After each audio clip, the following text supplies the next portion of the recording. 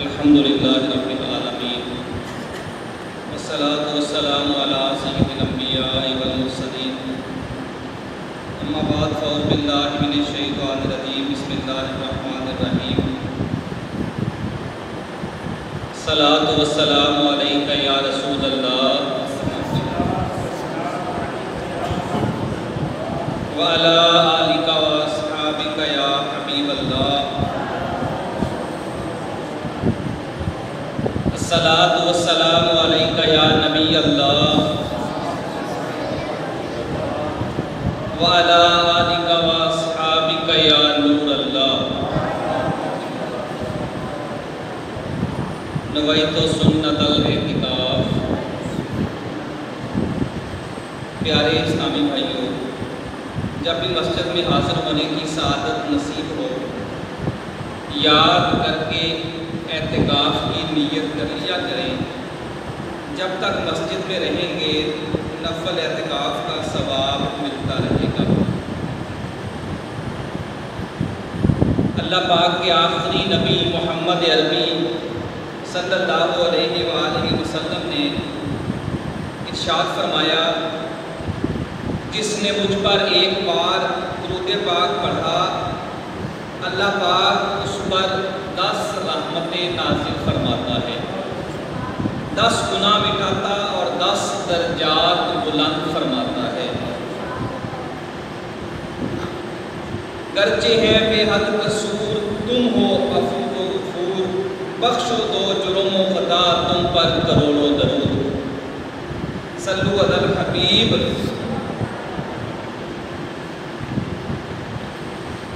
پیارے اسلامی بھائیوں، الحمدللہ رمضان المبارک کا بابرکت اور نور اور بہار، رحمتوں کی چھما چھم برسات، لمحہ لمحہ بابرکت ہے۔ خوش نصیب ہے وہ لوگ جو ظاہری باطنی آداب کے ساتھ روزے رکھ کر، خوش دلی کے ساتھ 20 رکعتیں تراویح پڑھ کر، سحر و افطار کی برکتیں لوٹ کر رمضان المبارک کی بہاریں حاصل کر رہے ہیں، اور انتہائی محروم اور بدقسمت ہیں وہ لوگ جو ان مبارک گھڑیوں میں بھی نیکیوں سے محروم ہیں۔ روزے نہیں رکھتے، تراویح نہیں پڑھتے، یا پڑھتے ہیں تو پوری نہیں پڑھتے۔ بخشش و مغفرت اور رحمت کے اس عظیم و شان مہینے میں بھی اللہ اور رسول کریم کی رضا والے کام کرنے سے دور ہیں، یقیناً وہ محروم ہیں، وہ بدقسمت ہیں۔ دو جہاں کے سلطان صلی اللہ علیہ وآلہ وسلم نے فرمایا، میری امت ذلیل و رسوا نہ ہوگی۔ پیارے محترم اسلامی بھائیوں، دعوت اسلامی کے ہفتہ وار سنتوں پر اجتماع میں ہم حاضر ہیں۔ رمضان شریف کی بابرکت اور پربہار لمحات ہیں، اور دعوت اسلامی کے مدنی مرکز فیضان مدینہ میں ہفتہ وار سنتوں پر اجتماع میں ہم حاضر ہیں۔ رمضان شریف کے بارے میں میرے اور آپ کے آقا تاجدار مدینہ صلی اللہ علیہ وآلہ وسلم نے ارشاد فرمایا، میری امت ذلیل و رسوا نہ ہوگی جب تک وہ ماہ رمضان کا حق ادا کرتی رہے گی۔ عرض کی گئی، پوچھا گیا، استفسار کیا گیا، یا رسول اللہ صلی اللہ علیہ وآلہ وسلم، رمضان کے حق کو ضائع کرنے میں ان کا ذلیل و رسوا ہونا کیا ہے؟ ارشاد فرمائیے۔ فرمایا، اس ماہ میں ان کا حرام کام کرنا۔ پھر فرمایا، جس نے اس ماہ میں زنا کیا، شراب پی، تو اگلے رمضان تک اللہ پاک اور آسمانی فرشتے سب اس پر لعنت کرتے رہیں گے۔ اگر یہ شخص اگلے ماہ رمضان سے پہلے ہی دنیا سے چلا گیا تو اس کے پاس کوئی ایسی دلیل، کوئی ایسی نیکی نہ ہوگی جو اسے جہنم کی آگ سے بچا سکے۔ بس تم ماہ رمضان کے معاملے میں ڈرو، کیونکہ جس طرح اس ماہ میں اور مہینوں کے مقابلے میں بڑی پیاری بات ہے، قابل توجہ بات ہے کہ اس مہینے میں جس طرح دوسرے مہینوں کے معاملے میں نیکیاں بڑھا دی جاتی ہیں، فرمایا اسی طرح گناہوں کا بھی معاملہ ہے۔ اللہ پاک ہم سب کو ماہ رمضان اچھے انداز میں اللہ کی رضا پانے کے لیے اور ان بابرکت لمحات کی قدر کرتے ہوئے عبادتوں میں، ذکر و فکر میں، قبر و آخرت کی تیاری میں، مدینے کی یاد میں، حسن اخلاق کا مظاہرہ کرتے ہوئے، والدین کا ادب کرتے ہوئے، درود پاک پڑھتے ہوئے ہمیں یہ مقدس مہینہ، یہ مقدس دن تلاوت قرآن کرتے ہوئے، مسجدوں کو آباد کرتے ہوئے، تراویح پڑھتے ہوئے، سحر و افطار میں اللہ تبارک و تعالی ہمیں گزارنے کی توفیق عطا فرمائے۔ اپنے آس پاس غریبوں کی مدد کرتے ہوئے اور فیضان رمضان سے خوب جھولیاں اور فیضان لیتے ہوئے ہمیں یہ ماہ مقدس اللہ تبارک و تعالی گزارنے کی توفیق عطا فرمائے۔ پیارے اسلامی بھائیو، 3 رمضان المبارک آج 2 ہے، ابھی چند ہی لمحوں بعد 3 رمضان مغرب جب ہو جاتی ہے تو اسلامی تاریخ جو ہے وہ تبدیل ہو جاتی ہے، اگلی تاریخ شروع ہو جاتی ہے۔ چند لمحوں بعد رمضان کی جو 3 رمضان شروع ہو جائے گا، اسی مناسبت سے آج کا بیان ہے۔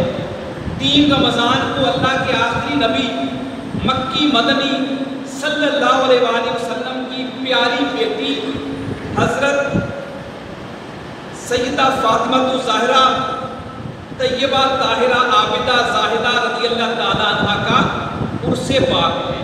3 رمضان کو آپ کا عرس پاک ہے، لہٰذا آج ہم سیدہ خاتون جنت رضی اللہ تعالیٰ عنہ کی سیرت پاک کے چند پہلو اس کے بارے میں سننے کی سعادت حاصل کریں گے۔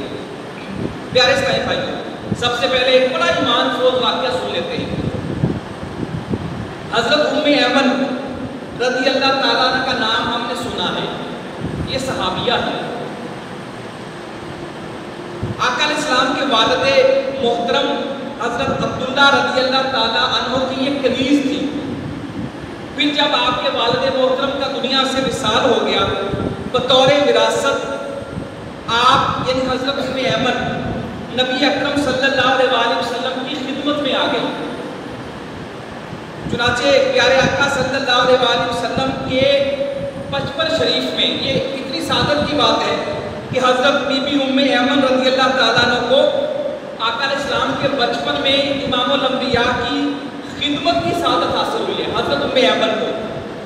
اسی لیے آقا علیہ السلام حضرت ام ایمن کے بارے میں کیا فرمایا کرتے تھے؟ آپ فرمایا کرتے تھے ام ایمن میری دوسری ماں ہے۔ آقا علیہ السلام کیا فرماتے کہ ام ایمن میری دوسری ماں ہے۔ چنانچہ حضرت ام ایمن فرماتی ہیں رضی اللہ تعالیٰ عنہ، ایک مرتبہ آپ فرماتی ہیں سخت گرمی کے دن تھے، رمضان کا بابرکت مہینہ تھا، دوپہر کا وقت تھا۔ حضرت ام ایمن فرماتی ہیں کہ میں خاتون جنت بی بی فاطمہ کے گھر گئی، دروازہ بند تھا اور اندر سے چکی چلنے کی آواز آ رہی تھی۔ پہلے دور میں دانے پیس کر آٹا بنانے کے لیے پتھر کی چکی ہوتی تھی اور اسے ہاتھ سے چلایا جاتا تھا۔ آپ فرماتی ہیں جب میں باہر دروازے میں پہنچی تو اس وقت چکی چلنے کی آواز آ رہی تھی، تو میں سمجھ گئی اس کا مطلب یہ تھا کہ بی بی صاحبہ گھر پہ موجود ہیں، کیونکہ آپ حضرت بی بی فاطمہ رضی اللہ تعالیٰ عنہ خاتون جنت ہیں، لیکن آپ گھر کے کام خود کیا کرتی تھی، چکی پیستی، جھاڑو لگاتی، کھانا پکاتی، بچوں کی دیکھ بھال کرتی، گھر کا سارا کام خود کیا کرتی تھی۔ تو حضرت ام ایمن رضی اللہ تعالیٰ عنہ فرماتی ہیں کہ میں سمجھ گئی کہ بی بی صاحبہ گھر پہ موجود ہے، لیکن جب میں نے دیکھا تو میں حیران رہ گئی۔ کس بات پہ آپ حیران ہوئی؟ حضرت ام ایمن فرماتی ہیں کہ میں نے دیکھا اور میں حیران رہ گئی کہ چکی چل رہی ہے، اس میں دانے پیسے جا رہے ہیں اور قریب ہی امام حسن اور امام حسین پنگھوڑے میں آرام فرما ہے۔ اور ان کا پنگوڑا بھی ہل رہا ہے. توجہ کیجیے گا. حضرت ام ایمن فرماتی ہیں کہ دیکھا چکی بھی چل رہی ہے اور شہزادے لیتے ہوئے پنگوڑے میں پنگوڑا بھی ہل رہا ہے، لیکن سیدہ فاطمہ رضی اللہ تعالیٰ عنہا چکی کے قریب آرام فرما رہی ہیں. اللہ اکبر. آپ فرماتی ہیں یہ معاملہ دیکھ کر مجھے بڑی حیرانی ہوئی. چکی خود بخود کیسے چل رہی ہے؟ حسنین کریمین کا پنگھوڑا خود بخود کیسے چل رہا ہے؟ میں اپنے اس تعجب کو حل کرنے کے لیے غیبوں پر خبردار مکی مدنی مصطفیٰ صلی اللہ علیہ وسلم کی بارگاہ میں حاضر ہوئی. حضرت ام ایمن وہاں سے واپس آ گئی، آقا علیہ الصلوۃ والسلام کے پاس آ گئی اور عرض کیا یا رسول اللہ صلی اللہ علیہ وسلم، سیدہ آرام فرما ہے مگر چکی چل رہی ہے، پنگھوڑا ہل رہا ہے، آخر معاملہ کیا ہے؟ وہ جانتی تھی کہ آقا علیہ السلام غیب کی خبر جانتے ہیں. آقا علیہ الصلوۃ والسلام بتا سکتے ہیں معاملہ کیا ہے. تو آقا علیہ السلام نے فرمایا اے ام ایمن، سخت گرمی ہے، رمضان ہے اور خاتون جنت فاطمہ نے روزہ رکھا ہے. اللہ پاک نے فاطمہ پر نیند غالب کر دی تاکہ وہ کچھ دیر آرام کر لے. کام کر رہی تھی لیکن اللہ نے اس پر نیند غالب کر دی تاکہ وہ آرام کر لے اور انہیں گرمی کی شدت محسوس نہ ہو.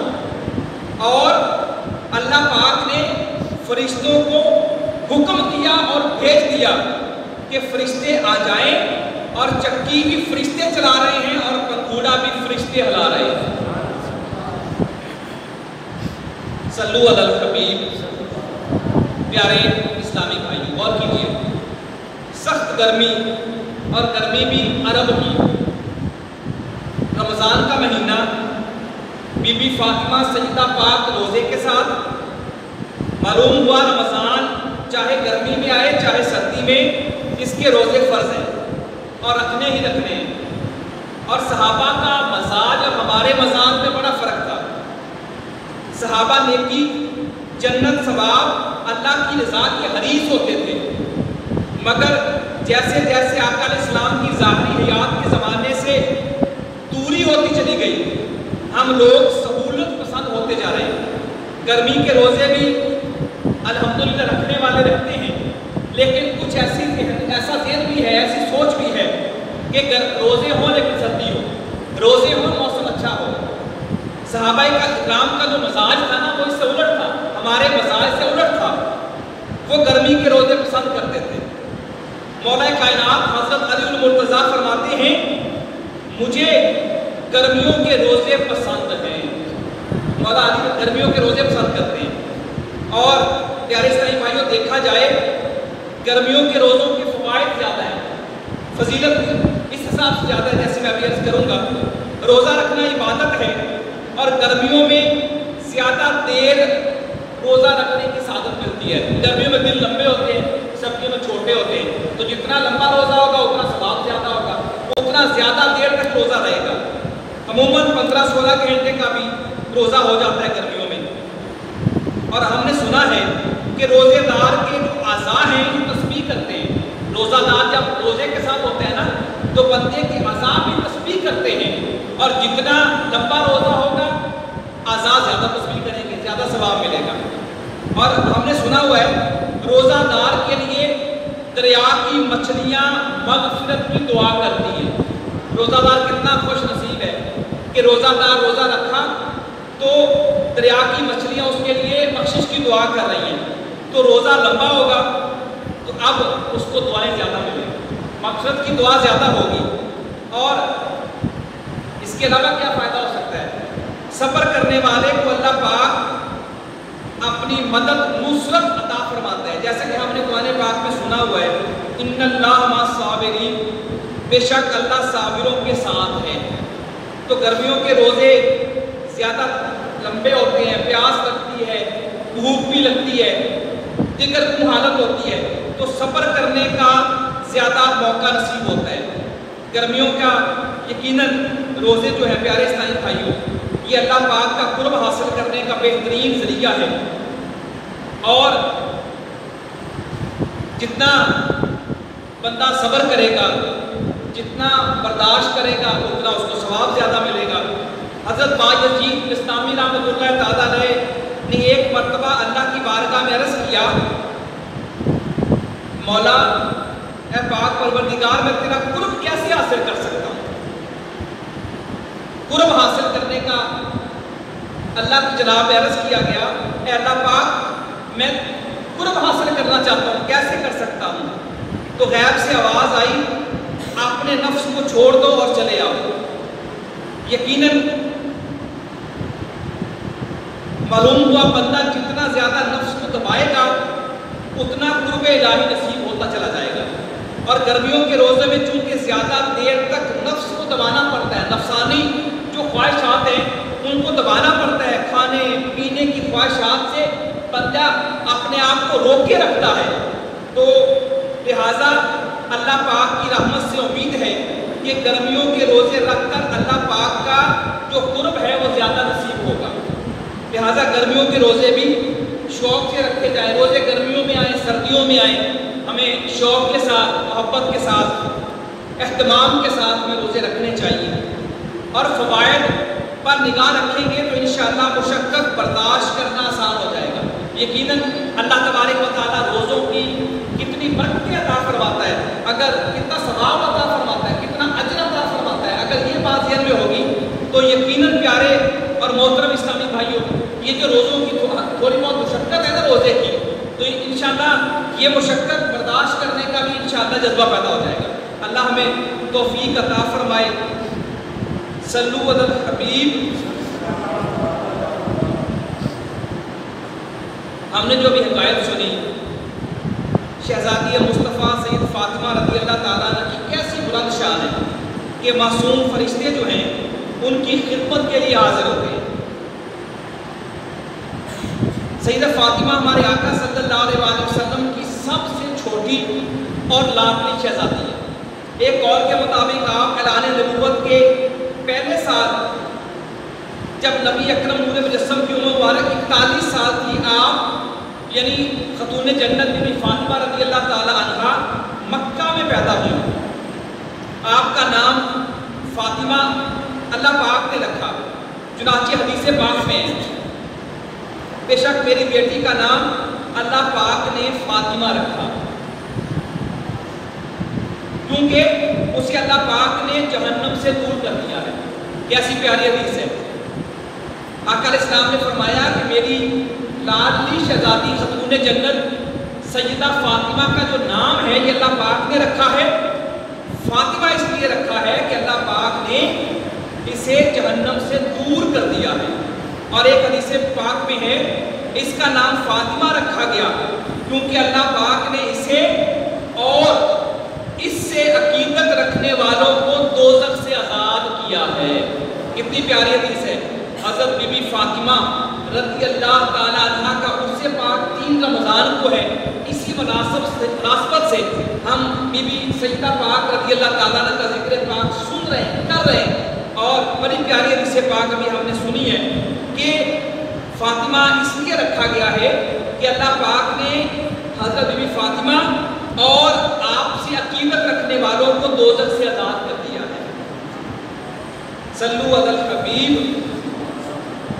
جو جانا خلد میں ہو پائے زہرا سے لپٹ جاؤں، جو جانا خلد میں ہو پائے زہرا سے لپٹ جاؤں، جسے کہتے ہیں جنت ملک ہے خاتون جنت کا، جسے کہتے ہیں جنت ملک ہے خاتون جنت کا۔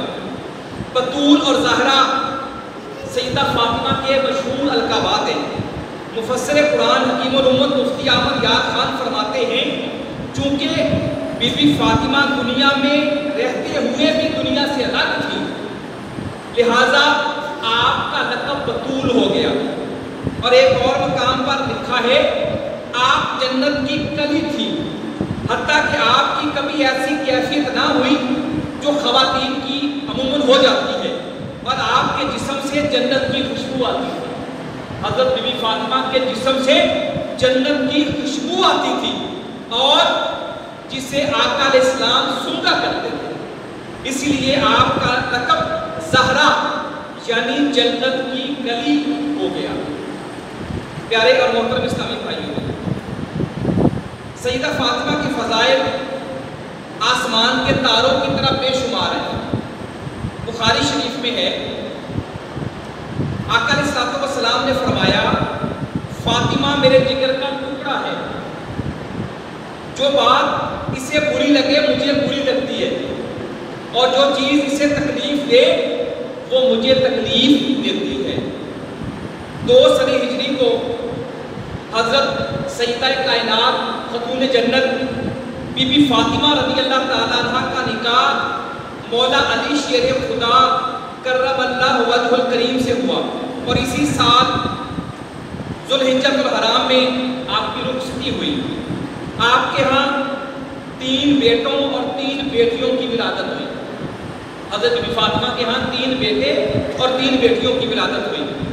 آپ کے بیٹوں کے نام حسن، حسین اور محسن رضی اللہ تعالیٰ عنہ، اور بیٹیوں کے مبارک نام زینب، ام کلثوم اور رقیہ رضی اللہ تعالیٰ عنہ۔ پیارے محترم اسلامی بھائی، سیدہ فاطمہ رضی اللہ تعالیٰ عنہ کا وصال آپ نے دنیا سے پردہ فرمایا کب؟ آقا علیہ السلام کے وصال کے 6 مہینے بعد 3 رمضان 11 ہجری کو سیدہ پاک نے دنیا سے وصال فرمایا۔ آپ کا مزار جنت البقیع میں ہے، مدینہ شریف کے قبرستان کو جنت البقیع کہتے ہیں۔ آپ کا مزار جنت البقیع میں ہے۔ اللہ پاک کی ان پر رحمت ہو اور ان کے صدقے ہماری بے حساب مغفرت ہو۔ نبی کی لاڈلی بی بی ولی کی ماں شہیدوں کی، نبی کی لاڈلی بی بی ولی کی ماں شہیدوں کی، یہاں جلوہ نبوت کا، ولایت کا، شہادت کا۔ عاشقان رسول، ویسے تو سیدہ بی بی فاطمہ کے اوصاف بے شمار ہیں۔ علماء کرام نے آپ کے فضائل پر بہت سی کتابیں لکھی ہیں۔ ہم آج آپ کے 2 اوصاف کے بارے میں سن لیتے ہیں۔ آج کے ہفتہ وار اجتماع کا موضوع 3 رمضان کے حوالے سے ہے، حضرت فاطمہ رضی اللہ تعالیٰ عنہ کی شان عظمت۔ پیارے اسلامی بھائیوں، سیدہ پاک کا ایک وصف فقر اور دوسرا آپ کا جذبہ خیر خواہی۔ سیدہ کائنات فقر میں بھی کمال رکھتی تھی اور خیر خواہی میں بھی اپنی مثال آپ تھی۔ ہمارے ہاں عام محاورے میں لفظ فقر سے غربت اور مفلسی مراد لی جاتی ہے۔ حضرت فاطمہ رضی اللہ تعالیٰ عنہ معاذ اللہ اس زمانے میں فقیر نہیں تھی۔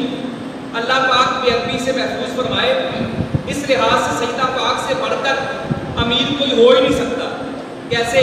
آپ مال کے جنت ہیں، صاحب کوثر کی شہزادی ہیں، جنت کی ملکہ ہیں، اور کوئی مانے یا نہ مانے حق یہی ہے کہ آج بھی زمانہ پنجتن پاک کا صدقہ کھا رہا ہے۔ یہ حقیقت ہے، آج بھی ہم جو کھا رہے ہیں، ہمیں جو کچھ مل رہا ہے، یہ پنجتن پاک کا صدقہ ہے۔ اور پنجتن پاک کون ہے؟ آقا علیہ السلام کی ذات گرامی، خاتون جنت حضرت مولا مشکل کشا اور حسنین کریم ہیں، دونوں شہزادے، یہ پنجتن پاک ہے۔ اور آج بھی حقیقت ہے، کوئی مانے یا نہ مانے، پنجتن پاک کا صدقہ ہی ہم کھا رہے ہیں، اور ان کے در سے دنیا پل رہی ہے۔ حقیقت ہے، ان کے در سے دنیا پل رہی ہے۔ پیارے اسلامی بھائیوں، اصل میں فقر صوفیہ کی ایک اصطلاح ہے۔ اس کا معنی ہوتا ہے ماں سوا اللہ پاک کے علاوہ ہر چیز سے بے نیاز ہو جانا، یہ فقر ہے۔ حضرت ابو بکر شبلی فرماتے ہیں، اگر کسی کو دنیا کی تمام دولت مل جائے اور وہ اسے ایک ہی دن میں صدقہ خیرات کر دے، پھر اس کے دل میں یہ خیال آ جائے کاش میں چند روپے اپنے لیے رکھ لیتا، تو ایسا شخص فقر میں سچا نہیں۔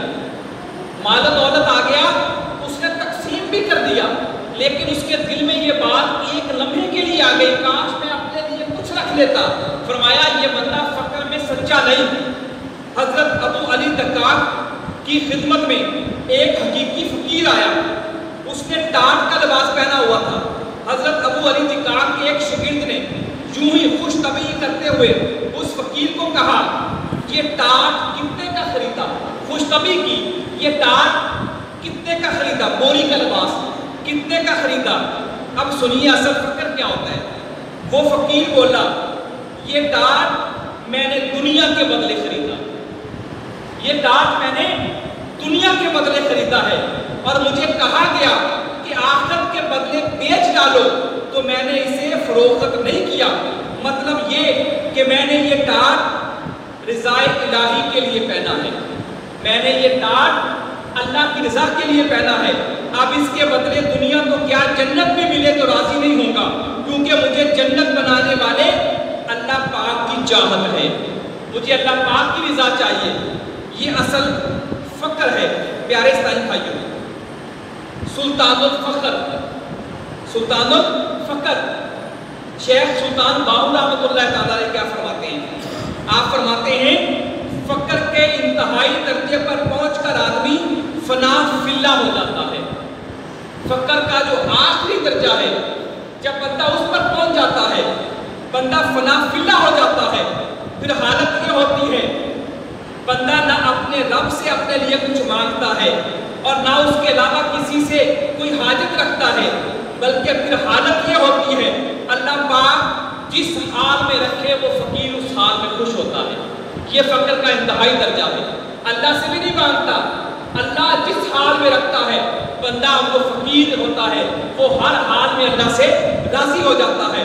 شیخ سلطان باہو رحمۃ اللہ تعالیٰ علیہ مزید فرماتے ہیں جو لوگ فقر کے انتہائی رتبے پر پہنچے ہیں, بڑی پیاری بات ہے. آپ فرماتے ہیں جنہوں نے فقر کا سب سے اونچا درجہ پا لیا, حاصل کر لیا, آپ فرماتے ہیں ان میں ایک بڑا نام سیدہ فاطمہ رضی اللہ تعالیٰ عنہ کا بھی ہے. سلطان باہو فرماتے ہیں کہ فقر کا اونچا درجہ پانے والوں میں حضرت بی بی فاطمہ کا نام بھی بہت بڑا ہے. حضرت امام حسن رضی اللہ تعالیٰ عنہ فرماتے ہیں, رضی اللہ تعالیٰ عنہ فرماتے ہیں اپنی والدہ ماجدہ کے بارے میں. آپ فرماتے ہیں آپ خاتون جنت کے بڑے شہزادے ہیں. آپ فرماتے ہیں میں نے اپنی والدہ محترمہ کو دیکھا رات کو مسجد بیت کی محراب میں نماز پڑھتی رہتی یہاں تک کہ فجر کا وقت ہو جاتا. اللہ اکبر. سیدہ پاک جو گھر میں نماز کے لیے جگہ مقرر کی جاتی ہے نا, اسلامی بہنیں جو گھر میں ایک جگہ مقرر کر لیتی ہیں اسے مسجد بیت کہتے ہیں. اس مسجد میں آپ فرماتے ہیں کہ میں نے اپنی والدہ کو دیکھا کہ آپ ساری رات نماز پڑھتی رہتی حتیٰ کہ فجر کا وقت ہو جاتا. پیارے اسلامی بھائی, امام حسن مجتبیٰ آپ ہی فرماتے ہیں میں نے والدہ محترمہ کو دیکھا کہ آپ کیا کرتی تھی, عبادت کرتی, لیکن میں نے آپ کی ایک اور بڑی پیاری بات دیکھی. ہم نے ابھی سنا نا کہ بی بی فاطمہ کا فقر میں اعلیٰ مقام تھا, اور دوسرا وصف جو ہم نے سنا وہ خیر کھائی. آئیے سنیں آپ کے بڑے شہزادے کیا فرماتے ہیں. والدہ محترمہ مسلمان مردوں اور عورتوں کے لیے بہت دعائیں کرتی مگر اپنے حق میں کچھ نہ مانگتی. اپنے بابا جان کی امت سے کتنا پیار ہے. ہمارے لیے بی بی فاطمہ دعائیں کرتی رہتی, اور اس بات کو بیان کون کر رہے ہیں؟ جنت کے سردار امام حسن بیان کر رہے ہیں کہ میں نے خود سنا, میں نے خود دیکھا کہ آپ عبادت کرتی اور جب دعا مانگتی تو اپنے بابا جان کی امت کے یعنی مسلمان مردوں اور عورتوں کے لیے دعا کیا کرتی تھی. پیارے محترم اسلامی بھائی, اس حقائق کی روشنی میں خاتون جنت کا فخر دیکھا. حضرت خاتون جنت کا گھر مبارک ظاہری نگاہوں سے سادہ سا دکھائی دیتا تھا. آپ کے کپڑوں پر پیبند لگے ہوئے تھے. جنت کی ملکہ ہو کر گھر کا کام خود کرتی تھی. جنت کی عورتوں کی سردار ہو کر بی بی فاطمہ چکی خود چلایا کرتی تھی, گھر کے کام خود کرتی. کئی دن تک گھر میں فاقہ رہتا, کتنے دن بھوک خدمت میں حاضر رہتی. اس کے باوجود ساری رات عبادت کرتی، نمازیں پڑھتی، اور اس کے باوجود اپنے لیے کچھ نہ مانگتی. یہ دعا نہیں کرتی مولا گھر کے فاقے دور کر دے، نہیں. مولا محلات اونچے اونچے عطا کر دے، نہیں. دنیاوی چیز کوئی نہیں مانگتی. حالانکہ اللہ پاک کی بارگاہ میں ان کا مقام کیا ہے کہ اگر یہ محض دل میں تمنا کرے اللہ ان کی آرزو پوری کر دے، اللہ عطا فرما دے، یہ مقام ہے. مگر یہ مانگتی نہیں ہے، کیونکہ اس لیے کہ ان کا مزاج ہے کہ اللہ پاک جس حال میں رکھے اس حال میں خوش رہنا چاہیے. یہ فقر ہے، فقر کا اعلیٰ درجہ ہے. پیارے اسلامی بھائی، ایک اور بات پتہ چلی، سیدہ پاک اپنے لیے کچھ نہیں مانگتی، مگر اس کا یہ مطلب نہیں کہ اللہ پاک سے مانگتی ہی نہیں ہے، نہیں، ایسا نہیں. دعا مانگنا عبادت ہے، دعا ضرور مانگنی ہے، مگر اپنے لیے نہیں، مسلمانوں کے لیے. اپنے بابا جان صلی اللہ علیہ وسلم کی دکھیاری امت کے لیے آپ دعا مانگا کرتی تھی. سبحان اللہ.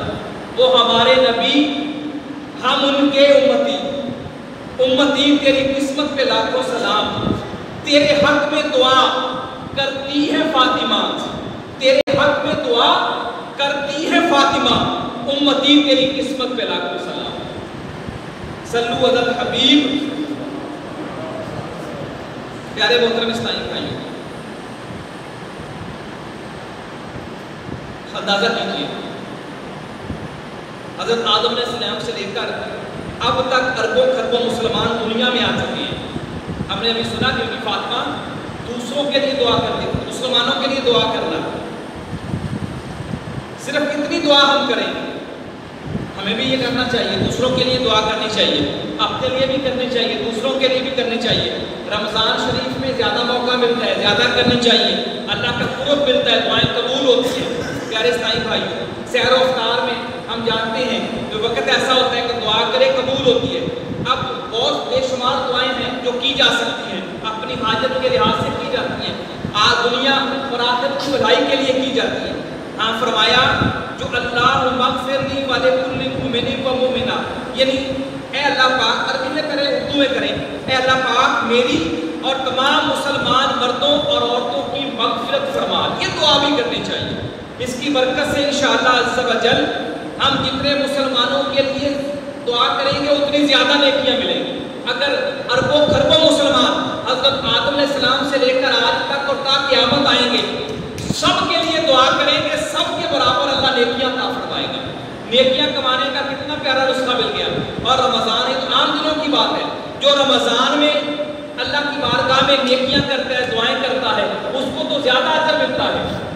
تو پیارے اسلامی بھائیوں، نیت کیجئے کہ انشاءاللہ عز و جل ماہ رمضان میں بالخصوص اللہ تبارک و تعالیٰ توفیق عطا فرمائے، نماز پڑھیں، نوافل پڑھیں، تلاوت قرآن کریں، ذکر و اذکار کریں انشاءاللہ عز و جل. اس کے بعد جب ہم دعا کریں تو اپنے لیے بھی کریں، دوسرے مسلمانوں کے لیے بھی کریں. صلو علی الحبیب. ایک مرتبہ حسنین کریمین دونوں شہزادے بیمار ہو گئے تو حضرت علی رضی اللہ تعالیٰ عنہ، حضرت فاطمہ رضی اللہ تعالیٰ عنہ اور آپ کی جو کنیز ہے حضرت فضا، انہوں نے یہ نیت کی کہ اللہ تبارک و تعالیٰ، یہ منت مانی کہ اللہ تبارک و تعالیٰ شہزادوں کو شفا عطا فرمائے تو ہم 3 روزے رکھیں گے. کیسی پیاری نیت ہے. کوئی حاجت ہو تو اللہ کی بارگاہ میں بندہ نیت کر سکتا ہے کہ میں صدقہ خیرات کروں گا، میں نوافل پڑھوں گا، میں نفلی روزے رکھوں گا، میں فلاں نیک کام کروں گا، میں اجتماع میں مسلسل 12 جمعرات آؤں گا، میں یہ نیت کرتا ہوں میرا فلاں کام ہو جائے، میں راہ خدا میں علم دین سیکھنے کے لیے سفر کروں گا، میں علم دین سیکھنے کے لیے دعوت اسلامی کے تحت فلاں کورس کروں گا، نماز کورس کروں گا، اصلاح اعمال کورس کروں گا، بدنی تربیت کورس کروں گا. یہ پیاری پیاری نیتیں بندہ کر کے دعا کرتا ہے نا، منت مانگتا ہے، اللہ تبارک و تعالیٰ اس کی برکت سے دعا قبول کر لیتا ہے. اور یہ اللہ کے پیاروں بندوں کا طریقہ بھی ہم نے سنا. حضرت علی، حضرت فاطمہ، حضرت فضا رضی اللہ تعالیٰ عنہما نے کیا نیت کی کہ اللہ شہزادوں کو شفا عطا فرمائے ہم 3 روزے رکھیں گے۔ اللہ پاک نے حسنین کریمین کو شفا عطا فرمائی۔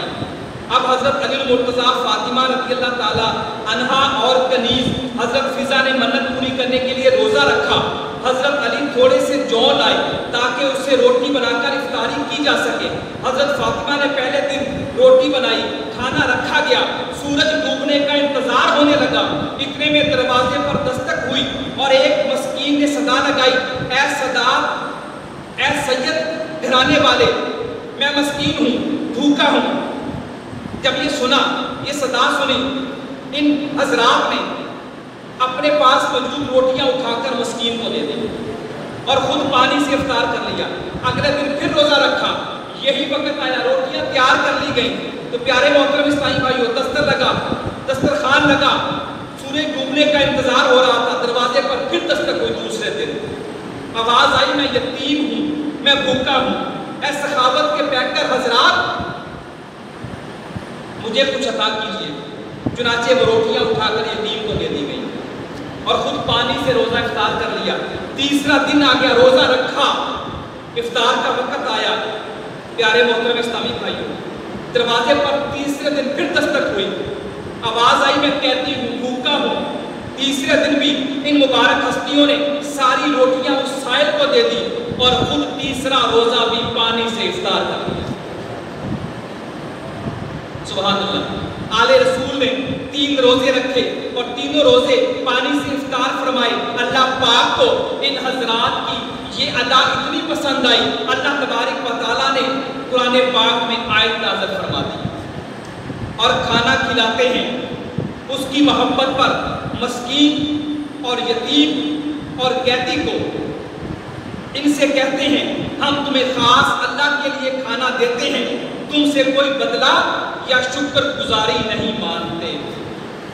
بھوکے رہتے تھے، خود اوروں کو کھلا دیتے تھے، بھوکے رہتے تھے، خود اوروں کو کھلا دیتے تھے، کیسے صابر تھے محمد کے گھرانے والے۔ پیارے محترم اسلامی بھائی، رمضان کیسے گزارنا چاہیے؟ سیدہ کائنات کے مبارک گھر کی یہ بڑی پیاری حکایت سے ہمیں اس سوال کا جواب بھی مل جاتا ہے کہ ماہ رمضان صبر کا مہینہ ہے، صبر کر کے ہی گزارنا چاہیے۔ ہمدردی کا مہینہ ہے، بھلائی کا مہینہ ہے، خیر خائی کا مہینہ ہے۔ ہمیں جہاں روزہ رکھ کر صبر کرنا ہے، وہاں ہمیں اپنے گرد و پیش رشتہ داروں میں، محلے داروں میں، عزیزوں میں دیکھنا ہے کون صاحب استطاعت ہے جس کی ہم اس کو زکوٰۃ دے، صدقہ خیرات دے، جس کی ہم ہیلپ کر کے اس کے لیے آسانیاں پیدا کریں۔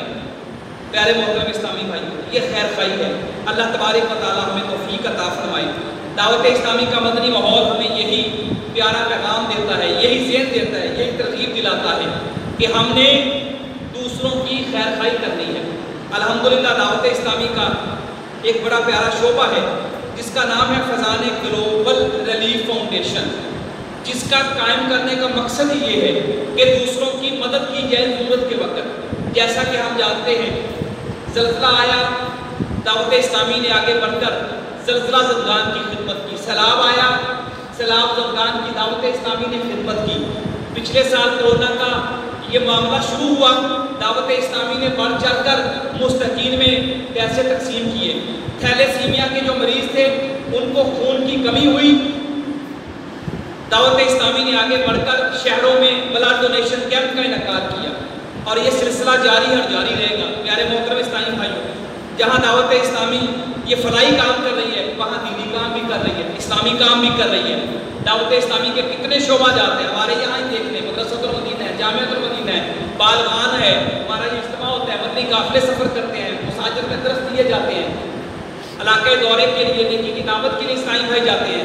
الحمدللہ پیارے اسلامی بھائیوں، یہ سارے جو دینی کام ہیں یہ الحمدللہ آپ کے تعاون سے چل رہے ہیں۔ اور رمضان کا مہینہ جو ہوتا ہے اس میں مسلمان جو ہیں زکوٰۃ دیتے ہیں اور رمضان کے ساتھ اب عشر بھی آ گیا ہے، گندم کی کٹائی اور یہ معاملات بھی چل رہے ہیں، تو جو جس کا عشر بنتا ہے وہ عشر دے، جو زکوٰۃ دینا چاہتا ہے وہ زکوٰۃ دے، غریبوں کو بھی دے اور اس کے ساتھ ساتھ دعوت اسلامی کے مدنی کاموں کے لیے بھی، اداروں کے لیے بھی زکوٰۃ عشر نیت کیجئے. اب جو اسلامی میں بیٹھے ہیں ان کا نہ زکوٰۃ ہے نہ عشر ہے، وہ بھی نیت کر لیں گے انشاءاللہ. جتنا ہو سکے صدقہ خیرات کے ذریعے انشاءاللہ دعوت اسلامی کے دینی کاموں کو بڑھانے کے لیے انشاءاللہ بھرپور دعوت اسلامی کے ساتھ انشاءاللہ مدد کریں گے، اپنا حصہ شامل کریں گے. اللہ تبارک و تعالی ہمیں توفیق عطا فرمائے. آمین بجاہ النبی الامین وصلی اللہ علیہ وآلہ وسلم.